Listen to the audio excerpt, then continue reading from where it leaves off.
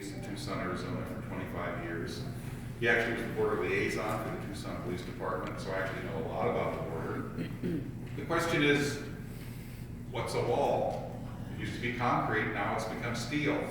Okay. We have a wall for about 600 of the 2,500 mile border. If you actually talk to border specialists, you probably only need the wall for about 1,000, so we've built over 60% of it already. The real answer is, why is he shutting down the government when frankly, it's for political reasons, not for the wall. There's $100 billion in the Pentagon that's not allocated. It's contract money that's not allocated because the Pentagon Read needs your change article. from month to month. He could declare not a state of emergency, but a state of crisis, and simply say, go build the wall. He can build any wall he wants. They can take him to court, but he has the authority as the commander-in-chief to build the wall. So he's doing this, I think, for political reasons to make the issue real for people. He's addressing the country tomorrow night at 9 o'clock. He's going to Texas, so obviously there's a political element here. The danger is, the longer this goes on, the longer people stand in TSA lines, the longer the refunds are delayed, tax refunds are delayed. I know they're supposedly going out, but they will be delayed somewhat. As long as these inconveniences pile up, it's a political risk for him. So the question is not the wall, the question is who's winning the staring contest with the partial shutdown of the government. What's the answer? Yeah. As I said, the longer this goes on, the more perilous the president's position is. He should take the money from the Pentagon and build whatever he wants. Yeah. I want to say that I entirely agree with you. Can you stand up, please? Yeah, I entirely agree with your analysis, which is gloomy as can be. No, I wasn't that gloomy. No, I'm telling you mine. Oh, okay, I'm sorry. You don't mind. I want to say a couple of things. One is, if you check thoroughly, you will see there are at least 30 or more countries in the world which have walls between themselves and their neighbors. Including the At least Vatican. 30. You can Google 40-foot this. This wall. is something that should be Israel. spoken loudly wherever one can speak it. The president has said that. Yeah. I But no, don't know. Yes, he I has. read but the it. press doesn't He report it. discussed the Vatican having a wall just the other day. He discussed Israel having a wall. He's discussed several of them. He's mentioned all There are of them. about 30 or more. All countries one doesn't think of sovereignty. You did not mention the press. Yeah, Seem exactly. to say that Exactly. everything that's. I did mention the press. I discussed cable television That extensively. everything that's going No, on Jesus, is scientific. his fault. I agree with you that he's the worst speaker and he's got crazy things that he's doing. Worse? And that harms him. You didn't present a solution to that. What can we do? What can we do? And what About about what? the role of the Said he press? told What you can before. we do about the disaster? So policy. it's creating? They have elected all these Josephine. Democrats. Well, the short answer to your question is, all of you who have a computer and an email account have the ability to be your own publisher. If you made a list of every one of your acquaintances, colleagues at work, relatives, friends, neighbors, and created your own newsletter where you sent links out to articles you thought were important, you could be your own little publisher. And it's not a lot, but you'd be amazed about one thing, the power that you have that you don't realize. Let me give you some numbers for marketing geniuses. There's a scale of 1 to 100 about the believability of a message. 1 is, it comes from the sociopath down the hall that you've known for years, just lies about everything. That's 1. And 100 comes from your spouse of 50 years, who's a saint, who's never even fibbed about, whether they left the toilet seat up. And that's the scale. The average commercial on television selling politics of any kind comes in at a 25 or 30, not very believable.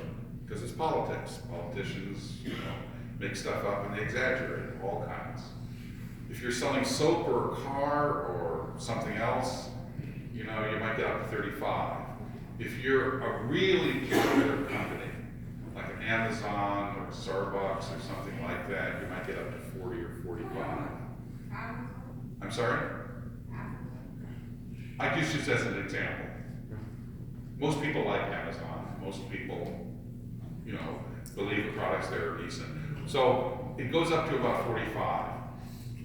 Then there's a big gap between your friends and your neighbors.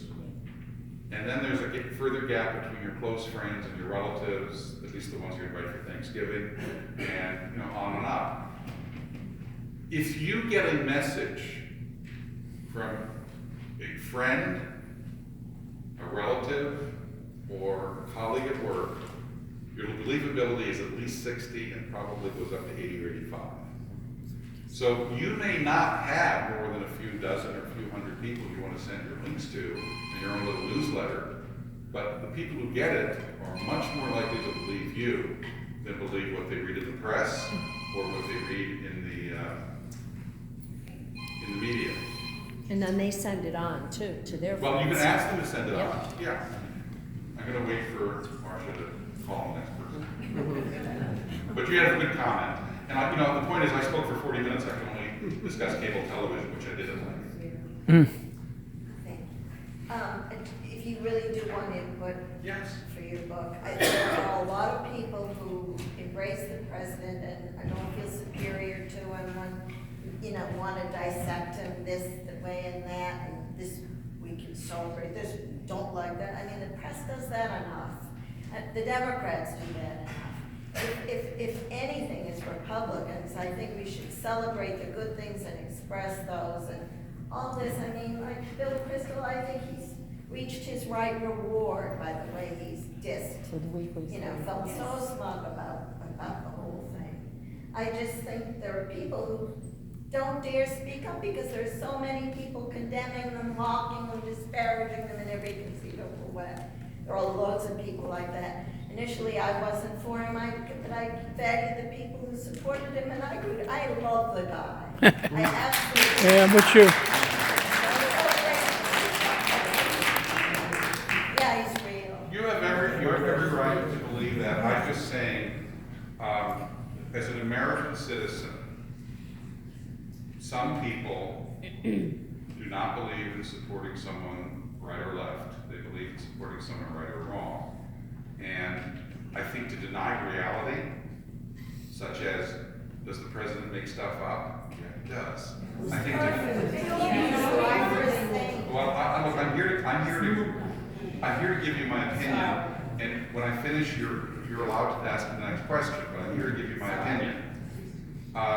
He makes up stuff more than most people. Just does. And if you don't believe me, I can send you to independent, verified fact checkers who are conservative who found that. So the point is, if you support him blindly, you're going to give yourself a lot of things that you have to defend that you don't have to. I got you. Like, I do follow you his really logic. want to defend his justification for the Soviet Union invading Afghanistan in 1979? Do you really want to defend that? I don't think you do. Next question.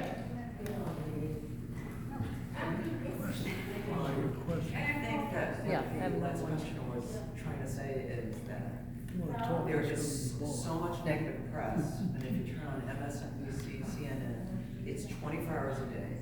Trump bad, anybody who's a Democrat is good, and it has gotten to the point where they can just say the most vile, Yep. outrageous, disgusting things What the- about a sitting president. And there's no blowback, not even from the Republicans. So I was gonna ask you. Well, they have as rhinos on their a programs. presidential review, do you have any concerns that, what I think you mentioned was that the Weekly Standard just went out of business and they were probably less atrocious towards Trump than National Review. I don't think they had an issue that was against Trump. Is that National Review or? You think the Weekly Standard was less anti-Trump They than were both National? about it. They were both a lot of their stuff was anti-Trump. It wasn't, Do you subscribe to either